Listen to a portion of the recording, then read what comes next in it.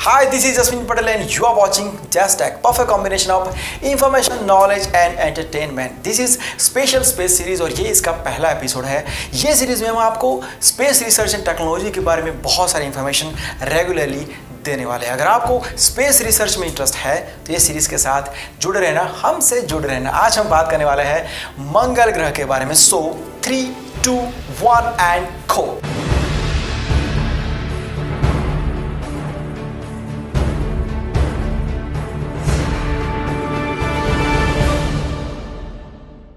आज हम बात करेंगे कि मंगल ग्रह का नज़ारा आखिर है कैसा। अगर मंगल ग्रह के ऊपर से अंतरिक्ष की तरफ नजर करें तो एक छोटा सा चमकीला पिंड दिखाई देता है। ये छोटा सा चमकीला पिंड और कोई नहीं लेकिन हमारी पृथ्वी है, जहां पर हम रहते हैं। मंगल पृथ्वी के सबसे नजदीक आया हुआ है, इसलिए इसे पृथ्वी का पड़ोसी ग्रह भी कहा जाता है। वैसे मंगल का वातावरण बहुत ही खतरनाक है भाई। अगर यहाँ पर वो धूल के तूफान ना हो और वातावरण बिल्कुल साफ हो तो मंगल ग्रह का दूर का नज़ारा साफ दिखाई दे सकता है। मंगल एक ऐसा ग्रह है जो हमारी पृथ्वी से बहुत मिलता जुलता है। मतलब यहाँ पर भी पहले नदी, समंदर, तालाब ये सब हुआ करता था। और ये बात हम बहुत अच्छे से समझते हैं कि हमारी पृथ्वी ही एक ऐसा प्लेनेट है, एक ऐसा ग्रह है जहाँ पर जीवन फल फूल रहा है। लेकिन हमारे साइंस ने ये कई बार कहा है कि पृथ्वी को छोड़कर भी और भी कई सारे प्लैनेट ऐसे हो सकते हैं जहाँ पर जीवन हो सकता है या तो फिर कभी हुआ होगा। और हमारे साइंस की बात करें, हमारे वैज्ञानिकों की बात करें तो पृथ्वी को छोड़कर अगर ऐसा कोई ग्रह है, ऐसा कोई प्लैनेट है जिसके बारे में ये लोग बहुत कुछ जान चुके हैं तो वो है मंगल। तो पहले हम मंगल के बारे में कुछ बातें जान लेते हैं कि अगर इतना सारा पानी था तो आज क्यों नहीं है। मंगल ग्रह पर पहले 75% तो सिर्फ पानी ही था, उसकी जगह पर आज मंगल पर पानी का नामो निशान भी नहीं है। ये ग्रह बिल्कुल ही निर्जल और सुनसान बन चुका है। वैसे हमारी पृथ्वी की तरह मंगल के भी जो ध्रुव है वो बर्फ से ढके हुए हैं और कुछ वैज्ञानिकों के अनुसार यहाँ पर मीथेन भी है।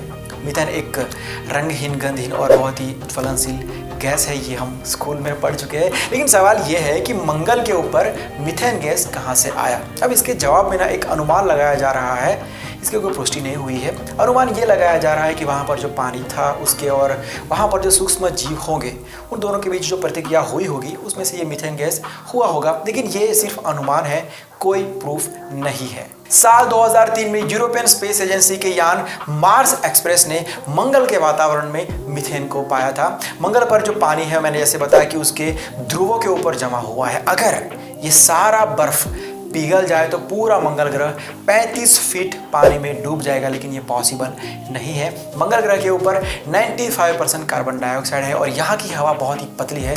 लेकिन एक अध्ययन के अनुसार ये कहा जाता है कि मंगल ग्रह के ऊपर भी पहले पृथ्वी जैसा वातावरण था। और इसी बात को लेकर इंसान इतनी सारी मेहनत कर रहा है कि अगर ऐसा वातावरण पहले था हमारे जैसा, पृथ्वी जैसा, तो उसका मतलब ये है कि पहले वहाँ पर जीवन था। और अगर पहले जीवन था तो अब क्यों नहीं हो सकता भाई। और एक सवाल जनरली ये पूछा जाता है कि मंगल ग्रह लाल क्यों है। मतलब इसको हम लाल ग्रह के नाम से भी जानते हैं, ऐसा क्यों है। तो इसका जवाब ये है कि मंगल की सतह पर जो रेत है उसमें आयरन के ऑक्साइड्स की भरमार है। जब सूरज की लाल किरणें उसके वातावरण को आर पार होकर उसकी सतह पर पड़ती है तो उसकी लाल रेतीली सतह और चमकने लगती है। इसलिए बिल्कुल साफ वातावरण जब होता है तब मंगल एक लाल गोले की तरह दिखता है। और एक सवाल ये पूछा जाता है जनरली कि यार इतना खर्चा करने की ज़रूरत क्या है। मतलब इतने सारे साइंटिस्ट लगाए हुए हैं, इतना इक्विपमेंट लगाया हुआ है, इंफ्रास्ट्रक्चर, पैसा, टाइम, सब कुछ इतना क्यों लगाना है, मंगल पर जाना ही क्यों है हमको। तो इसका जवाब ये है कि हमारे वैज्ञानिकों को ये पता है कि जिस तरीके से इंसान हमारी पृथ्वी का दोहन कर रहा है, जिस तरीके से हम पृथ्वी को नुकसान पहुंचा रहे हैं, उसके वातावरण को नुकसान पहुंचा रहे हैं, तो कभी ना कभी एक पॉइंट ज़रूर आएगा, 1000 साल बाद, लाख साल बाद, कभी ना कभी एक पॉइंट जरूर आएगा कि यहाँ पर भी सब कुछ खत्म हो चुका होगा। तब इंसान को अल्टरनेटिव की ज़रूरत ज़रूर पड़ेगी। अब ऐसा तो नहीं है ना कि तब का तब देखा जाएगा। अगर ऐसा सोचते, विज्ञान अगर ऐसा सोचता, साइंटिस्ट अगर ऐसा सोचने लगेगा तो अभी ये मोबाइल भी नहीं आया होता। कैमरा, लैपटॉप, कंप्यूटर, इंटरनेट, ये सब कुछ जो भी टेक्नोलॉजीज आज हम यूज़ कर रहे हैं वो सब नहीं होती। तो हमारा जो मिशन मंगल है ना, उसमें भी यही सबसे बड़ा सवाल था कि करना ही क्यों है भाई। इतने सारे लोग भूखे हैं, गरीबी है देश में, लेकिन वो अलग टास्क है, ये अलग टास्क है। अगर ऐसा सोचते ना तो किसी चीज़ की शुरुआत ही नहीं होती। अगर कुछ ना कुछ करना है तो किसी ना किसी को शुरुआत करना पड़ेगा। चीज़ें धीरे धीरे करके डेवलप होती है, खास करके साइंस की बात करें, टेक्नोलॉजी की बात करें। दूसरा सवाल ये है कि मंगल ग्रह ही क्यों। मतलब हमारे सौर मंडल में और भी कई सारे ग्रह हैं, लेकिन हम मंगल के ऊपर ही इतना रिसर्च क्यों कर रहे हैं? तो उसका सबसे पहला आंसर तो यही है कि मंगल पृथ्वी से बहुत ही नज़दीक आया हुआ है, सबसे नज़दीक आया हुआ है। देखो, हमारा जो सौर मंडल है ना, उसमें मेनली दो तरीके के प्लैनेट्स हैं, दो तरीके के ग्रह हैं। एक है स्थलीय ग्रह, जहाँ पर ज़मीन होती है, जिसके ऊपर हम रह सकते हैं।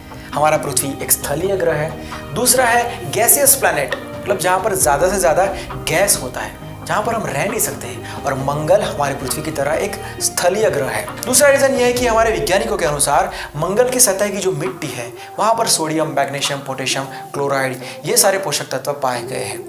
हमारे पृथ्वी पर जो पौधे होते हैं, ग्रीनरी होती है, उसमें ये सारे पोषक तत्व होते हैं, बल्कि उनके लिए ये ज़रूरी होते हैं।